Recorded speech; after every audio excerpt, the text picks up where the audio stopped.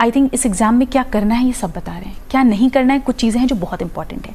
पहली चीज़ जो मुझसे गलती हुई कि सिलेबस को बिना समझे properly I stepped into the preparation. तो ये गलती तो नहीं करनी है। पहले सिलेबस उठाएं, मेंस का बहुत ही डिटेल सिलेबस यूपीएससी ने दिया है, हमें ये देखना चाहिए। उससे ये पता चलता है क्या पढ़ना है। अब आता है सवाल कितना पढ़ना है। जैसे अगर मैं एग्जांपल दूं, पॉलिटी में फंडामेंटल राइट्स एक टॉपिक है, फंडामेंटल राइट्स पे एक बुक भी हो सकती है, आप एक आर्टिकल पे एक बुक लिख सकते हैं। तो हमें कितना रिक्वायरमेंट है उसके लिए प्रीवियस ईयर क्वेश्चंस देखो। तो सिलेबस बताता है क्या पढ़ना है, प्रीवियस ईयर क्वेश्चन बताते हैं कितना पढ़ना है, कितना रिक्वायरमेंट है।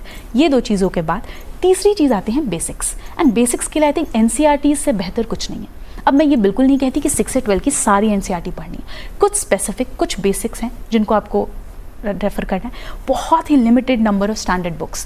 क्योंकि आई थिंक एक मुझसे जो गलती हुई कि वो मैं बहुत सोर्सेज को रेफर करती थी। अब जिस सब्जेक्ट से डर लग रहा है, जैसे हिस्ट्री वीक है तो हिस्ट्री के लिए मैंने कम से कम 10 किताबें पढ़ ली हैं। आप उसको कंसोलिडेट नहीं कर पाओगे, आप उसको रिवाइज नहीं कर पाओगे, तो अल्टीमेटली उस नॉलेज का कोई यूज़ नहीं है। तो ये भी मैं कहूँगी कि बहुत ही मिनिमम बुक लिस्ट रखो। आई थिंक पढ़ने से ज़्यादा इंपॉर्टेंट एक रिपीटेड रिविजन स्लॉट, कि हर 10 दिन बाद, 10 दिन नहीं तो 20 दिन बाद मैं 1-2 दिन का स्लॉट, कि पिछले 20 दिन में जो पढ़ा उसको मैं रिवाइज करके उस पर एक टेस्ट सॉल्व करके और तब मैं आगे बढ़ूँ। तो ये कुछ चीज़ें हैं जो मुझे लगती हैं रिक्वायर्ड हैं इस फील्ड में।